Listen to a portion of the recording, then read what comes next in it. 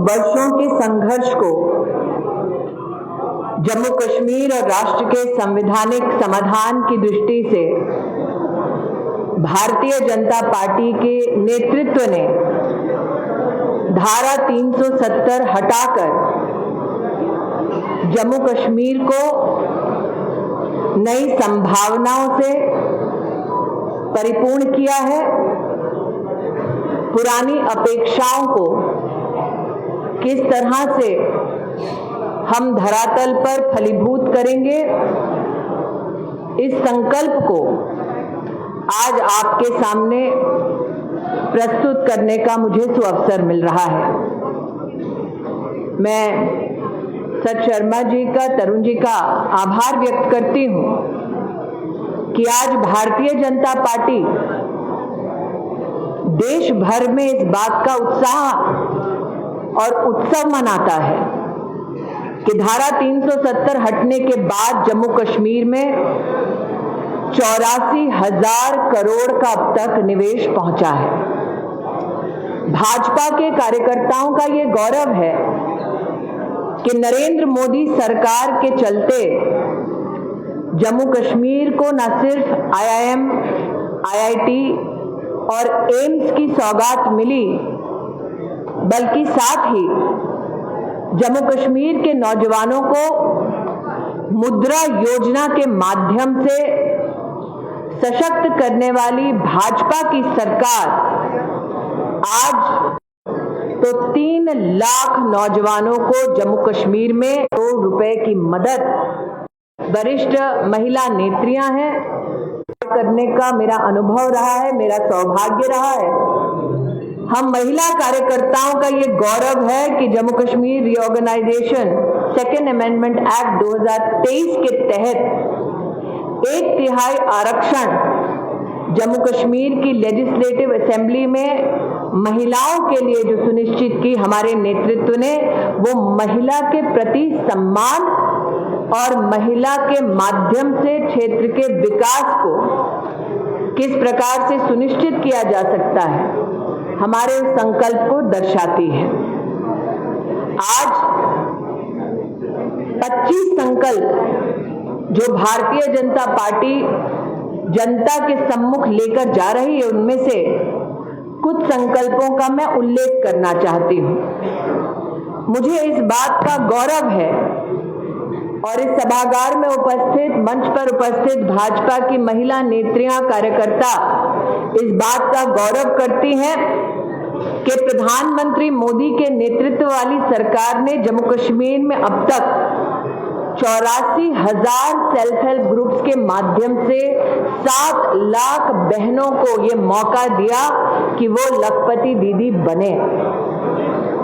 महिला के सम्मान में भाजपा का संकल्प कि मां सम्मान योजना के तहत प्रति वर्ष 18,000 रुपये जम्मू कश्मीर के परिवारों में जो सबसे वरिष्ठ महिला है, सीनियर मोस्ट महिला है, उसके लिए भारतीय जनता पार्टी की सरकार ये सम्मान सुनिश्चित करेगी।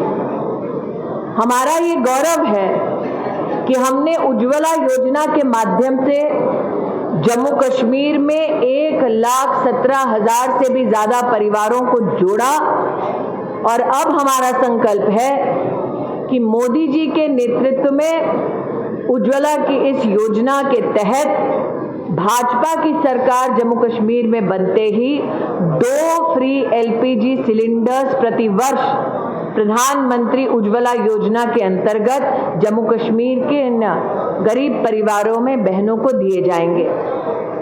हमारा ये संकल्प कि हम पंडित प्रेमनाथ डोगरा रोजगार योजना के अंतर्गत 5 लाख नई नौकरी के साधन जम्मू कश्मीर में विकसित करेंगे।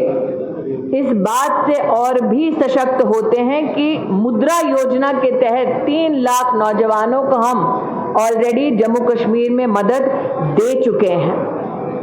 कई नौजवान अभिलाषी हैं कि वे UPSC और JKPSC की तैयारी करें, वो परिवार जो इच्छुक हैं कि उनके बच्चे यूपीएससी और जेकेपीएससी की तैयारी करें और जिन्हें मदद की दरकार है, उन्हें 2 साल तक कोचिंग के लिए 10,000 रुपए भारतीय जनता पार्टी संकल्प लेती है कि हम मुहैया कराएंगे।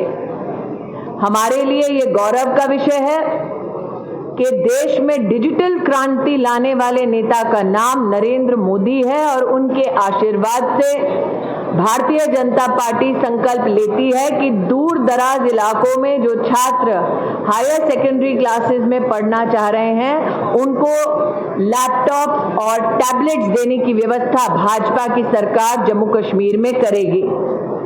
इसी प्रकार से जम्मू में स्पेशल इकोनॉमिक जोन के तहत आईटी हब का स्थापित होना, 3 रीजनल डेवलपमेंट बोर्ड्स का संकल्प पूरा होना और एमएसएमई की दृष्टि से भी हमारी लोकल इकोनॉमी को सशक्त करने के संकल्पों को जब मैं प्रचार में जा रही हूं तब देख रही हूं कि लोग भली भांति इन संकल्पों से परिचित हैं और इन संकल्पों का स्वागत कर रहे हैं।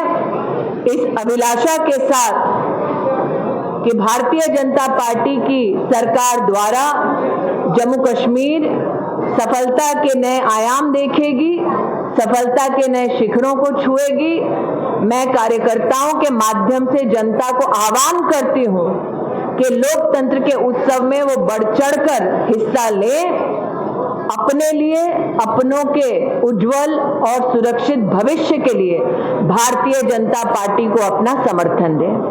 I now leave the floor open for questions.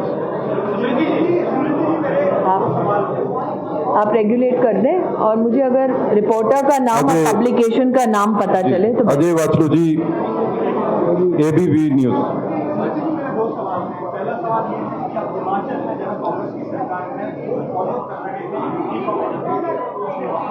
Jammu Kashmir से अगर कोई संबंधित प्रश्न हो तो मुझे लगता है कि जस्टिस होगा पहले जम्मू कश्मीर के सवालों का जवाब दे दें। आपको सीपीजी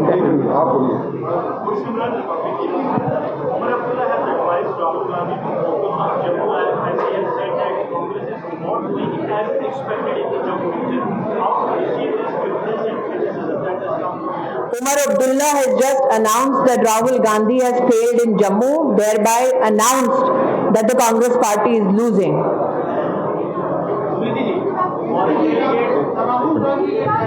नहीं, पहले अपना नाम और चैनल को।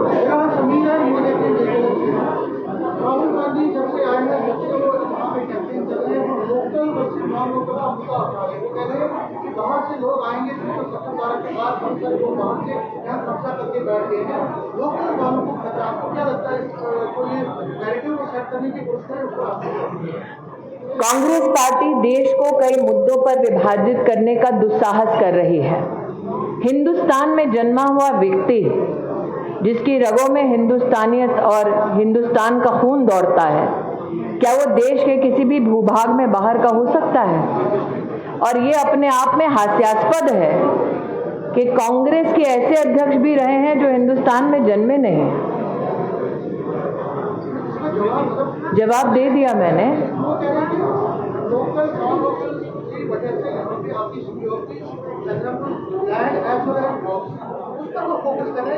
मैं उनके इंफॉर्मेशन के लिए बता दूं, 3 लाख नौजवानों को मुद्रा का 8,000 करोड़ का समर्थन मिलना मतलब 3 लाख नौजवानों ने लोकली अर्थव्यवस्था को सुदृढ़ किया है। 1,69,000 एमएसएमई का गत 3 वर्षों में भारत सरकार की योजनाओं के माध्यम से अर्थव्यवस्था को लोकली सुदृढ़ करना, इन सारे आंकड़ों के पीछे बैंक अकाउंट की डिटेल्स हैं। तो राहुल गांधी क्या कहते हैं और नरेंद्र मोदी धरातल पर क्या कर रहे हैं, उसका मैं आपको प्रमाण दे रही हूं। कांग्रेस अपने इस प्रकार के प्रचार में कितनी फेल हो रही है, ये आप उमर अब्दुल्ला के ही स्टेटमेंट से तय कर सकते हैं। रोहानी जी, व्यूज टुडे से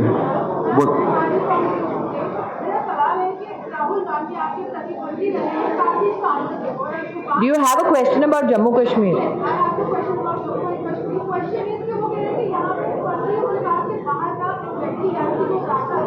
को चला रहा है, कंसीडर किया है एलजी को एज एन आउटसाइडर। सेकेंडली वो कह रहे हैं कि स्मॉल बिजनेस हाउसेस है या entrepreneurs, wherein again if you talk about the Indian Constitution, जो राहुल गांधी का आजकल राजनीतिक हथियार है, भारत के संविधान में कहाँ लिखा है कि भारतीय अपने ही देश में बाहर का कहलाया जाएगा। कांग्रेस पार्टी का ये बयान भारत के संवैधानिक और लोकतांत्रिक मूल्यों के खिलाफ है। क्या हम अपनों में पराये हो जाएंगे?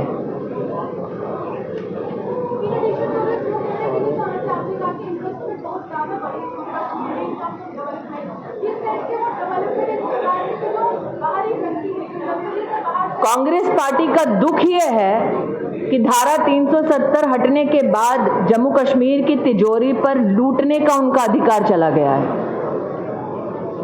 भट्ट साहब, सर एक मिनट। भट्ट साहब, हाँ जी, नाम और चैनल। जम्मू कश्मीर का कोई सवाल हो तो वो करें।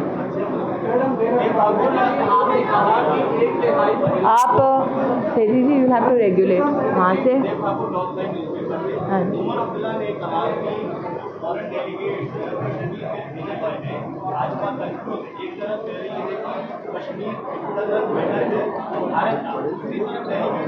Is he meeting other foreign representatives himself? Is he confused? My question is, तो फिर वो क्यों फॉरेन डेलीगेट से मिलते हैं? जी,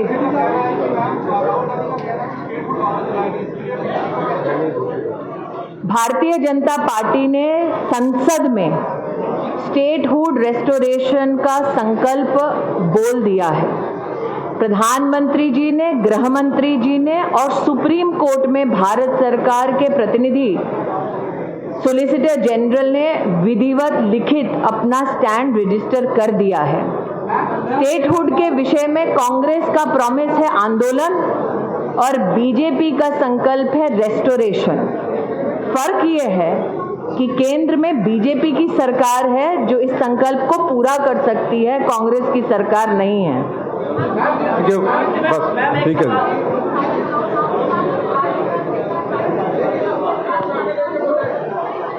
You need to focus on what Umar Abdullah said to the Congress party. The fact that India alliance is crumbling, that not one leader like Umar Abdullah but also leaders like Mamata Bandyopadhyay think that the Congress is failing on all fronts is a reflection on how much confidence do alliance partners of the Congress party have on the Congress party. So my suggestion is that the Congress party needs to get its own house in order before giving lectures to Narendra Modi. Last question. हाँ जी, Just no further question.